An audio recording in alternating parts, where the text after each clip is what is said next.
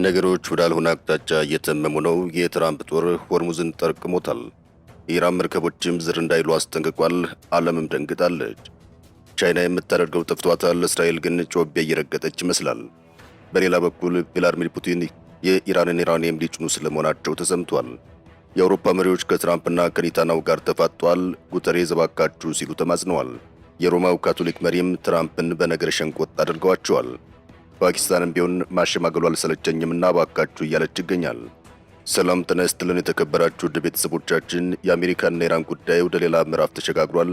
የሆርሙዝ ነገር የሚያበቃለት ይመስላል። ነገሮች ወዳልሆነ አቅጣጫ እየተመሙ ነው። በዝርዝር ትሰሙታላችሁ።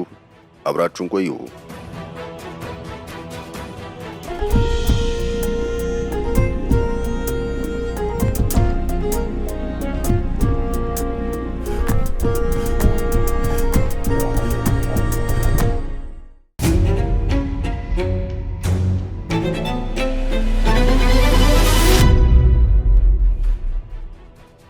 የትራምፕ ማስጠንቀቂያ። የአሜሪካው ፕሬዝዳንት ዶናልድ ትራምፕ ሆርሙዝን ከኢራን መንጋጋ ለመፈልቀቅ ያቀዱት ልዩ ዘመቻ በባህር መስመሩ ላይ ተጀምሯል። መካከለኛው ምስራቅ ብቻ ሳይሆን ዓለም ዳግም ተጨንቃለች። ቆይ ግን ሆርሙዝ የማን የሚል ጥያቄም እየተነሳ ይገኛል። የአሜሪካ የባህር ኃይል ስራውን ጀምሯል። ኢራንም እያስጠነቀቀች ይገኛል። ፕሬዚዳንት ዶናልድ ትራምፕ የሆርሙዝ ፍረትን ለመዝጋት ያስቀምጡት የጊዜ ገደብ መድረሱን ተከትሎም የአሜሪካ ባህር ኃይል ወደ ጣለው እገዳ የሚጠጉ የኢራን የጥቃት መርከቦች ይወገዳሉ ሲል አስጠንቅቋል። ፕሬዚዳንቱ በትሩዝ ሶሻል ማህበራዊ ሚዲያ ገጻቸው ባሰፈሩ ጽሑፍ እስካሁን ኢራን ላይ ጥቃት በሚፈጸምበት ጊዜ ፈጣን አጥቂ ሲሉ የጠሯቸው የኢራን መርከቦች በአሜሪካ ለመመታታቸውን ገልጸዋል። የኢራን የባህር ኃይል የባህር ወለል ላይ ተገኝቷል፣ ሙሉ በሙሉ ተደምሷል፣ 158 መርከቦች ወድመዋል ሲሉ ጽፈዋል። ያልመታናቸው ፈጣን አጥቂ መርከቦች ብለው የሚጠሯቸውን ነው፣ ምክንያቱም እምብዛም ስጋት ናቸው ብለን አንቆጥራቸውም ሲሉ ተደምጠዋል። አክለውም እነዚህ መርከቦች ወደ የትኛውም ወደ ጣልነው እገዳ የሚመጣ ከሆነ ባህር ላይ በነበሩ የአደንዛዥ ሻጮች ጀልባዎች ላይ የተጠቀምነውን የግድያ ስርዓት በመጠቀም ወዲያውን ይወገዳሉ በማለት አስጠንቅቀዋል። የትራምፕ አስተዳደር ከመስከረም አንስቶ በካሪቢያን ባህርና በፓስፊክ ውቅያኖስ ላይ በርካታ ገዳይ ጥቃቶችን ፈጽሟል። በእነዚህ ጥቃቶች አደንዛዥ አዘዋሪ ናቸው የተባሉ 130 ሰዎች ተገድለዋል። የተነሱ የሳተላይት ምስሎች እንደሚያሳዩት ግዙፍ የአሜሪካ አውሮፕላን ተሸካሚ መርከብ ዩኤስኤስ አብርሃም ሊንከን በኦማን ባህረ ሰላጤ ምስራቃዊ ጫፍ በኩል ይገኛል። ግዙፍ የጦር መርከብ ያለበት ርቀትም ከኢራን የባህር ዳርቻዎች ያለው ርቀት 200 ኪሎ ሜትር ላይ ነው። የኢራን ጦርነት ከተጀመረ አንስቶ ይህ የኒውክሌር ጦር መሳሪያ የታጠቀ መርከብ በዚህ ልክ ወደ ባህረ ሰላጤው ቀርቦ ታይቶ አይታወቅም። በሳተላይት ምስሉ ላይ የሚታዩ በቅርብ ያሉ ሌሎች መርከቦች ያላቸው ቅርጽና ግዝፈት ከአሜሪካ ባህር ኃይል ሚሳኤል አውዳሚ መርከቦች ጋር ተመሳሳይ ናቸው። እነዚህ መርከቦች ከአውሮፕላን ጫኙ ዩኤስኤስ አብርሃም ሊንከን ጋር በአንድነት እንቅስቃሴ የሚያደርጉ እንደሆኑም ይገመታል። ነገር ግን ምስሉ ላይ የሚታዩት መርከቦች የትኞቹ መርከቦች እንደሆኑ በትክክል መለየት አልተቻለም ነው የተባለው።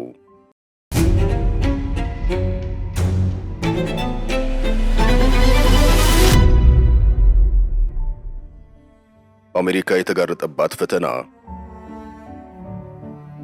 አሜሪካ ወደ ኢራን ወደቦች የሚደረግ ጉዞን የማገድ እርምጃ ለመውሰድ መዘጋጀቷ በህጋዊ ወታደራዊና ኢኮኖሚያዊ ጉዳዮች ከዚህ ቀደም ገብታ የማታውቀው አደገኛ ቀጠና ውስጥ ያስገባታል እያሉም የደህንነት ተንታኞች እየተናገሩ ይገኛል። እንደ ጋርድነር ትንተና አሜሪካ እገዳውን ማስፈጸም ብትችል የተወሰነ ስጋት ይጋረጥባታል ብሏል። አሁን የአሜሪካ የባህር ኃይል ጦር መርከቦች እንቅስቃሴ እንደ ሴይ፣ ባንዳር አባስና ጃክስ ባሉ ወደቦች አቅራቢያ በማንዣበብ ብቻ አያበቃም። ይህ ደግሞ በድሮን በሚሳኤል አሊያም በአጥፍቶ ጠፊ ካሚካዜ ፈጣን ጀልባዎች ለሚፈጸም ጥቃት እንዲጋለጡ ያደርጋቸዋል። የአሜሪካ ጦርን የመካከለኛው ምስራቅ እንቅስቃሴ የሚሸፍነው ማዕከላዊ ዕዝ ማለትም ሴንትኮም የትኞቹ መርከቦች ኢራን እንደሆኑና የትኞቹ ከኢራን ወደቦች እንደተነሱ ለማረጋገጥ የሳተላይት ምስልና ሌሎች ስለላ መረጃዎችን ሊጠቀም እንደሚችል ገልጿል። መርከቦቹ ጉዟቸውን ለመከታተል የሚያስችለውን የመለያ ስርዓት ማለትም አውቶማቲክ አይደንቲፊኬሽን ሲስተም ቢያጠፉ እንኳን ልክ የኦማን ባህረ ሰላጤ ውስጥ እንደገቡ በአካባቢ የሚንቀሳቀሱ የአሜሪካ የጦር መርከቦች መገኘታቸውና መያዛቸው አይቀርም ሲሉ ተደምጠዋል። ኢራን ይህንን የአሜሪካ ዛቻ የባህር ላይ ውንብድና ስትል ጠርተዋለች። ተኢራን የሆርሙዝን ወሽመጥ ስትዘጋም ተመሳሳይ አይነት ክስ ቀርቦባት ነበር። እስላማዊ ሪፐብሊክ በባህረ ሰላጤው ሀገራት ወደቦች ላይ አጸፋ እርምጃ እንደሚወስድ አስጠንቅቋል። የኢራን አጋር የሆኑት ቻይናና ሩሲያ ነገር ሌላኛው ጥያቄ የሚያስነሳ ጉዳይ ነው። በእርግጥ አሜሪካ ንብረትነቱ የቻይና የሆነ መርከብ አሊያም ጭነት ላይ ወታደሮቿ እንዲወጡ ለማድረግ አሊያም መርከቡን በቁጥጥር ስር ለማዋል ዝግጁ ስለመሆኗ ተነግሯል።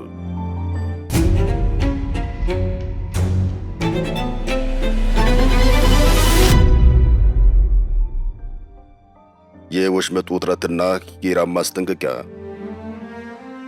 በአሜሪካና በኢራን መካከል ያለው ፍጥጫ እንደቀጠለ ይገኛል። የኢራኑ ፕሬዝዳንት መሱድ ፔዜሽኪያን ከፈረንሳይ ፕሬዝዳንት ኢማኑኤል ማክሮን ጋር በስልክ ባደረጉት ውይይት በስትራቴጂካዊ የሆርሙዝ ወሽመጥ ላይ የሚሰነዘር ማንኛውም ዛቻ በዓለም አቀፍ ንግድ ላይ ከባድ መዘዝ እንደሚያስከትል አስጠንቅቀዋል። ባለፈው ሳምንት መጨረሻ ላይ በፓኪስታን አደራዳሪነት ሲካሄድ የነበረው የአሜሪካና ኢራን ቀጥተኛ ንግግር ያለምንም ስምምነት መጠናቀቁ ይታወሳል። ኢራን ለድርድሩ ዝግጁ መሆኗን ብትገልጽም ድርድሩ ሊቀጥል የሚችለው በዓለም አቀፍ ሕግ ማዕቀፍ ውስጥ ብቻ እንደሆነ ፕሬዝዳንቱ አሳስበዋል። በባለሙያዎች ደረጃ መሻሻል ታይቶ የነበረ ቢሆንም አሜሪካ ባቀረበችው ከመጠን ያለፈ ፍላጎትና የፖለቲካ ቁርጠኝነት ማጣት ምክንያት ስምምነቱ ሳይሳካ መቅረቱን ፕሬዝዳንት ፔዜሽኪያን ገልጸዋል። ፕሬዝዳንት ማክሮን በበኩላቸው ሊባኖስን ያካተተ የተኩስ አቁም ስምምነት አስፈላጊነትን አንስተዋል። ኢራን የሰርጡን ደህንነት ለማስጠበቅ እንደምትፈልግ ብትገልጽም ለማንኛውም ሁኔታ ምላሽ ለመስጠት ዝግጁ ነኝ በማለቷ የነዳጅ ዋጋና የዓለም አቀፍ የባህር ላይ ትራንስፖርት ከፍተኛ ስጋት ውስጥ ወድቋል።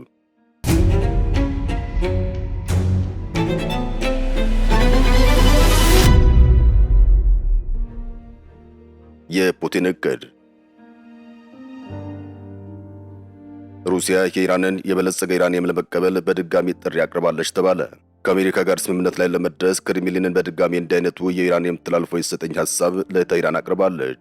የክሬምሊኑ ቃል አቀባይ ዲሚትሪ ፔስኮቭ ኢራን እንድታደርግ ሐሳቡ መቅረቡን ሲያስታውሱ በጉዳይ ላይ ግን እስካሁን ምንም አይነት ምላሽ ከኢራን በኩል እንዳልተሰጣቸው የሩሲያ መገናኛ ብዙሃን ዘግበዋል። ለበርካታ ዓመታት ሩሲያ ኢራንን ከአሜሪካና ከሌሎች ሀገራት ጋር በኒኩሌር ጉዳይ ስታደራደር መቆየቷ የሚዘነጋ አይደለም። ዩራኒየሙን ወደ ሩሲያ በማስገባት የተለያዩ ሂደቶችን በማለፍ ወደ ኒኩሌር ደረጃ በመለወጥ ለኒኩሌር ጣቢያዎች አገልግሎት ዳግም ወደ ኢራን መልሳ ለማቅረብ ሞስኮ በተደጋጋሚ ሐሳቡን አጋርታ ቆይታለች። በሌላ በኩል ኢራን ለ5 ዓመታት ዩራኒየም ማበልጸጓን ለመግታት እቅድ አቅርባለች የሚል መረጃም በኒውዮርክ ታይምስ በኩል ወጥቷል። አሜሪካ የ20 ዓመታትን ዩራኒየም አለመበልጸግ ሐሳብ ለቴህራን ብታቀርብም ተቀባይነት እንዳላገኝና 5 ዓመታት ላይ ኢራን መቆሟን ጋዜጣው አስነብቧል። በፓኪስታን ኢስላማባድ በነበረው ድርድር ላይ እቅድ እስከ መለወጥ ደርሰው ነበር ሲል ዘ ኒውዮርክ ታይምስ ከአሜሪካ ቁልፍ ባለስልጣናት ላይ አገኘሁት ያሉት መረጃ ይፋ አድርጓል። በእርግጥ አገራቱን ለመስማማትም ልዩነታቸው 15 ዓመታት ሆኗል። ሁለተኛ ዙር ድርድር አድርገው የኒውክሌሩን ጉዳይ መፍትሄ ለመስጠት አሁንም ተስፋ እንዳለ አመላካች ዘገባዎች መውጣታቸውን ቀጥለዋል።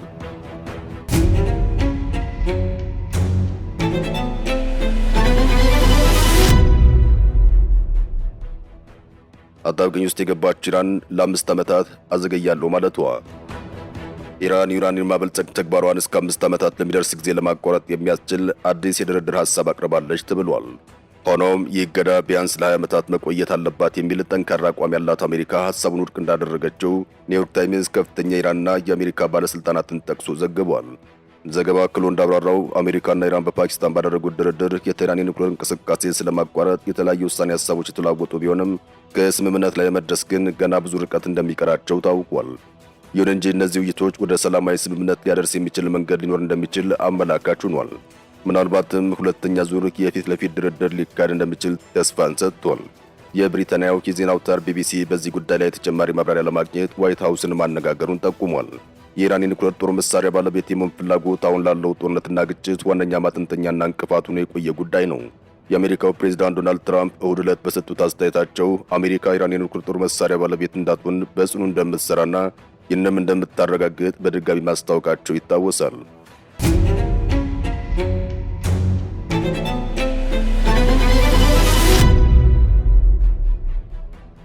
የቻይና ማስጠንቀቂያ። የቻይና የመከላከያ ሚኒስትር የሆርሙዝ ባህረ ሰላጤ ለሀገራቸው የንግድ እንቅስቃሴ ክፍት መሆን እንዳለበት ጥብቅ ማሳሰቢያ ሰጥተዋል። የቻይና የመከላከያ ሚኒስትር አድሚራል ዶንግ ጁን በሰጡት መግለጫቸው ቤጂንግ ከቴህራን ጋር ያላትን ጥብቅ የኢኮኖሚ ግንኙነት በማንሳት የውሃ መስመሩን መዝጋት እንደማይቀበሉት አሳውቀዋል። ሚኒስትሩ በንግግራቸው እኛ ከቴህራን ጋር የንግድና የኃይል ማለትም የነዳጅ ስምምነቶች አሉን። በእኛ ጉዳይ ላይ ሌሎች ወገኖች ጣልቃ እንዲገቡብን አንፈልግም። ስለዚህም የሆርሙዝ ባህረ ሰላጤ ለእኛ ክፍት መሆን አለበት በማለት አሜሪካ ለጣለችው እገዳ ቀጥተኛና ግልጽ መልእክት አስተላልፈዋል።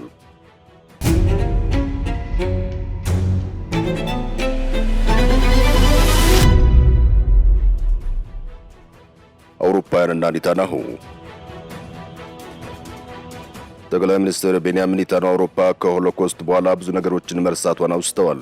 በአሁኑ ሰዓት እስራኤል አህጉሪቱን ጭምር እየተከላከለች መሆኑን አስገንዝበዋል። አውሮፓ ማንነቷን፣ እሴቷንና ስልጣኔዋን ከአርመኒያዊ ስርዓት የመጠበቅ ኃላፊነቷን መቆጣጠር አቅቷታል ያሉት ኔታንያሁ በክፉና በደግ መካከል ያለውን የሞራል ልዩነትና የህይወት ክቡርነት ከእስራኤል ልትማር ይገባል ብለዋል። ከዚህ ባሻገር እስራኤልና አሜሪካ ባለፈው ዓመት ባደረጓቸው የጋራ ዘመቻዎች በኢራን ላይ አውዳሚ ምት ማሳረፋቸውን ገልጸው በኢራን የኒውክሌርና ወታደራዊ ጣቢያዎች ማለትም በናታንዝ፣ ፎርዶውና ኢስፋን ብሎም ፓርችን ላይ እርምጃ ባንወስድ ኖሮ ስማቸው ልክ እንደ አሽውቲዝ እና ትሬብሊንካ የሞት ካምፖች በእልቂትና በሽብር ሲጠራ ይኖር ነበር ሲሉም ወግተዋል። በሌላ በኩል የእስራኤሉ ፕሬዝዳንት ኢሳቅ ሄርዞግ ሀገሪቱ ከሆሎኮስት አመድ ውስጥ የተነሳቸው ዳግም በርስ በርስ መከፋፈል እሳት ልትነድ አይደለም በማለትም ብሔራዊ አንድነት እንዲጠናከር ጥብቅ ጥሪ አቅርበዋል። ይህ በእንዲህ እንዳለ የእስራኤል ጠቅላይ ሚኒስትር ቤንያሚን ኔታንያሁ አሜሪካ ወደ ኢራን ወደቦች የሚደረጉ የባህር ጉዞዎችን ማገዷን እንደሚደግፉ ተናገሩ። ጠቅላይ ሚኒስትሩ ለካቢኔያቸው በተንቀሳቃሽ ምስል ባስተላለፉት መልእክታቸው ፕሬዝዳንት ትራምፕ የባህር ጉዞአቸው ላይ እገዳ ለመጣል ወስነዋል። በእርግጥም ይህን ጠንካራ አቋም እንደግፋለን ሲሉ ተደምጠዋል። አሜሪካና ኢራን ፓኪስታን ውስጥ ካደረጉት ውጤት አልባው ንግግር በኋላም እሁድ ዕለት ከምክትል ፕሬዝዳንት ጄዲ ቫንስ ጋር መነጋገራቸውንም ገልጸዋል። ቫንስ ዋነኛው ጉዳይ ሁሉንም የበለጸጉ ማለትም የኒኩለር ቁሶች ማስወገድና ምንም ተጨማሪ የማበልጸግ ተግባራት እንደማይኖር ማረጋገጥ ላይ ያተኮረ ነበር ሲሉም እንደነገሯቸው ኔታንያሁ በተንቀሳቃሽ ምስል መልእክታቸው ላይ አንስተዋል። እንደ ኔታንያሁ ገለጻም የአሜሪካው ምክትል ፕሬዝዳንት ከፓኪስታን እየተመለሱ ባለበት አውሮፕላን ውስጥ ነው የደወልኩላቸው ሲሆን ከኢራን ጋር የሚደረገው ንግግር የደረሰበት ደረጃን በተመለከተ ዝርዝር ማብራሪያ ሰጥተውኛል ሲሉ ተደምጠዋል። ጠቅላይ ሚኒስትሩ አክለውም አሜሪካና እስራኤል ያላቸው ግንኙነት በመካከላቸው መራራቅ እንዳለ ከሚጠቁሙ አስተያየቶች ፍጹም ተቃራኒ እንደሆነም ተናግረዋል።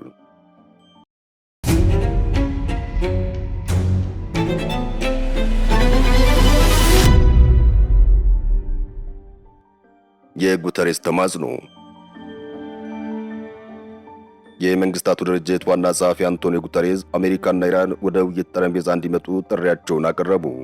ዋና ጸሐፊውን ጦርነት ለመቋጨት ወደ ሰላሙ መድረክ መምጣት እንዳለባቸው አገራቱን አሳስበዋል። ግልጽ የሆነው ነገር ጦርነትን ለመቋጨት ወታደራዊ እርምጃ መፍትሄ ፈጽሞ ሊሆን እንደማይችል መታወቅ አለበት በሚል ዋና ጸሐፊው አስገንዝበዋል። የተኩስ አቁሙ ተጠብቆ እንዲቆይ የጠየቁት ጉተሬስ ሁሉም አይነት ጥሰቶች መቆም እንዳለባቸውም ጥሪያቸውን አቅርበዋል። ስምምነት ላይ ለመድረስ ወደ ድርድር ዋሽንግተንና ቴህራን እንዲመጡ ጥሪ ያቀርባሉ ያሉ ሲሆን ከጦርነት የሚገኝ ምንም አይነት ትርፍ እንደማይኖር ተፋላሚዎች ሊረዱት ይገባል በማለት ሐሳባቸውን ገልጸዋል። ሁሉም ወገኖች የሆርሙዝ ሰርጥን ጨምሮ የመርከቦችን በነጻነት የመንቀሳቀስ መብት እንዲያከብሩም ጠይቀዋል።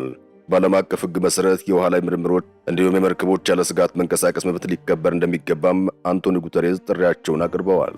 የመንግስታቱ ድርጅት ይህን ጦርነት ለመቋጨት ሆነ የኒውክሌር ጉዳዮችን መፍትሄ ለመስጠት ኃላፊነቱን አልተወጣም በሚል በተደጋጋሚ ይወቀሳል። አንቶኒዮ ጉተሬስ ፕሬዝዳንት ዶናልድ ትራምፕ የሚወስዷቸው እርምጃዎች ለመግታት ቀድሞ የቤት ስራቸውን እንዳልሰሩ ሲነገር በድርጅቱ ላይ ትራምፕ ያላቸው ዝቅተኛ ግምት እንዲያረጋግጡ በር ከፍተውላቸዋል በሚል በዓለም አቀፍ መርህ ላይ እምነት ባላቸው ባለሙያዎች ቅሬታ እየቀረበባቸው ይገኛል። በእርግጥ አገራት በራሳቸው የፖለቲካና የውጭ ጉዳይ ፖሊሲ በመመራት የዓለም አቀፉን አሰራር እየጣሱ መሄዳቸውን ለመንግስታቱ ድርጅት ህልውና አደጋ የፈጠረ ሆኗል ተብሏል።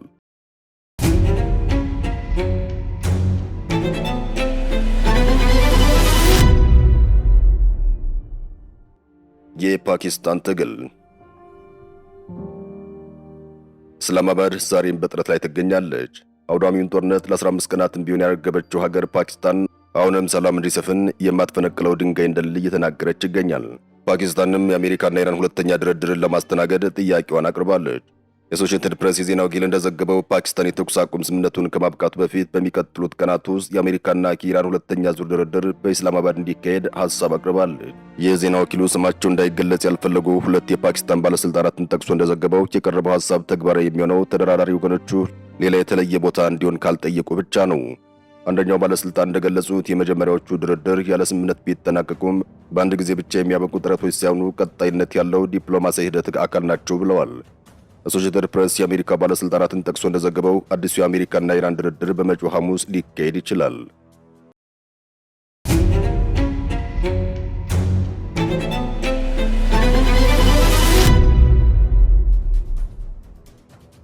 የእንግሊዝና የፈረንሳይ አቋም። የፈረንሳይ ፕሬዝዳንት ኢማኑኤል ማክሮን ሀገራቸውና ዩናይትድ ኪንግደም በመጪዎቹ ቀናት በሆርሙዝ ምሽጥ ላይ የመርከብ ጉዞ ነጻነት መመለስን የተመለከተ ኮንፈረንስ እንደሚያዘጋጁ አስታውቀዋል። ይህ እርምጃ የመከላከል ተልዕኮ ብቻ እንደሆነ በኤክስ ገጻቸው ባሰፈሩት ጽሑፍ የገለጹት ማክሮን ከግጭቱ ተዋጊ ወገኖች የተነጠለና ሁኔታዎች እንደፈቀዱ ተግባራዊ ሊደረግ የታቀደ መሆኑን አስረድተዋል። የዩናይትድ ኪንግደም ጠቅላይ ሚኒስትር ኬር ስታርመር በተመሳሳይ ሁለቱ ሀገራት በጋራ የሚያስተናግዱት ጉባኤ ግጭቱ ሲያበቃ ዓለም አቀፍ የመርከብ ጉዞ ደህንነት ለማስጠበቅ የተቀናጀ ገለልተኛ ዓለም አቀፍ እቅድ ለማዘጋጀት ያለመ እንደሆነ ገልጸዋል። አሜሪካ በሆርሙዝ ሰርጥ በኩል ወደ ኢራን ወደቦች የሚደረጉ ጉዞዎች እንደምትዘጋ መግለጿን ተከትሎም በባህረ ሰላጤው ውጥረቱ አይሏል። ዩናይትድ ኪንግደምም አሜሪካ ልትወስደው ያቀደችውን እርምጃ እንደማትደግፍ አስታውቃለች። ጠቅላይ ሚኒስትር ስታርመር የኤነርጂ ዋጋ በተቻለ ፍጥነት እንዲቀንስ የምናደርግበት መንገድ ይህ ነው ሲሉም የሚደግፉት የሆርሙዝ ወሽመጥ መከፈት እንደሆነ ገልጸዋል። ዩናይትድ ኪንግደም ከዚህ ቀደም በወሽመጡ ላይ የጉዞ ነጻነት እንዲረጋገጥ የማድረግ ግብ ያላቸው ከ40 በላይ ሀገራት ወኪሎች ስብሰባ እንደነበር ይታወሳል።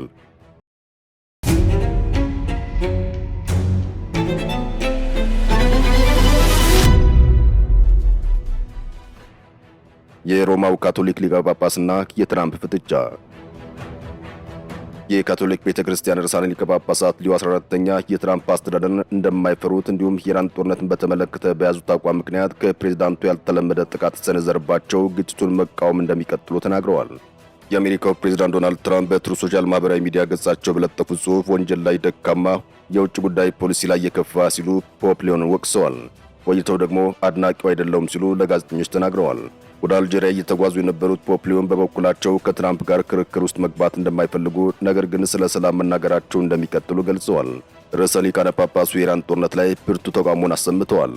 ትራምፕ የኢራን ስልጣኔ እንደሚያወድሙ በተናገሩ ጊዜ ዛቻውን ተቀባይነት የሌለው በማለት ተችተዋል። ትራምፕ ጦርነቱን ለመቋጨት ሰላማዊ መንገድ እንዲፈልጉ መክረዋል። የካቶሊክ ቤተክርስቲያን ርዕሰ ሊቃነ ጳጳሳት ከዓለም መሪዎች ለሚሰጡ አስተያየቶች ቀጥታ ምላሽ መስጠታቸው የተለመደ አይደለም።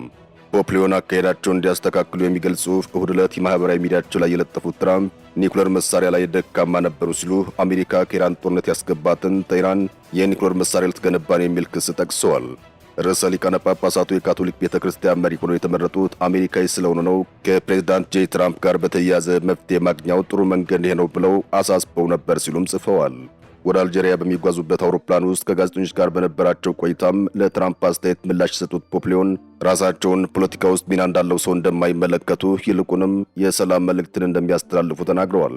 የትራምፕ አስተዳደርን አልያም የወንጌል መልእክትን ከፍ ባለ ድምፅ መናገርን አልፈራም፣ እዚህ ያለሁት ይህን ለማድረግ እንደሆነ የማምነው፣ ቤተ ክርስቲያኗም ለዚሁ ነው ያለችው ሲሉ ተደምጠዋል። ዛሬ በዓለም ላይ እጅግ በርካታ ሰዎች እየተሰቃዩ ነው። እጅግ ብዙ ንጹሃን ሰዎች እየተገደሉ ነው። የሆነ ሰው መነሳትና ይህን ለማድረግ የተሻለ መንገድ አለ ብሎ መናገር አለበት ሲሉም አቋማቸውን አሳውቀዋል። የተከበራችሁ ውድ ቤተሰቦቻችን ስለተከታተላችሁን ከልብ እናመሰግናለን። ጤና ይስጥልን።